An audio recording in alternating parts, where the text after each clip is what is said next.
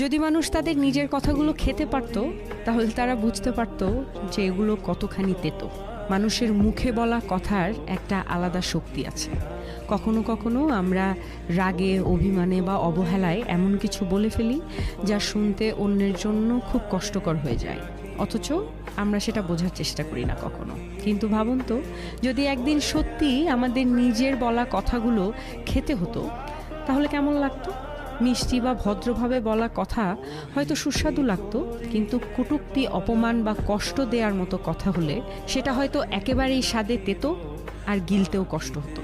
তখনই হয়তো আমরা বুঝতাম আমাদের জিভ থেকে বের হওয়া প্রতিটা শব্দের কতটা ওজন আছে, আর তা অন্যের হৃদয়ে কেমন প্রভাব ফেলে। তাই কথার আগে একটু ভেবে বলা জরুরি, কারণ কথার কোনো ওষুধ নেই। একবার বলে ফেললে তা আর ফেরানো যায় না কখনো। নিজের কথাই যদি একদিন নিজের কাছে তিতে হয়ে ওঠে, সেটাই হবে সবচেয়ে বড় অনুশোচনা।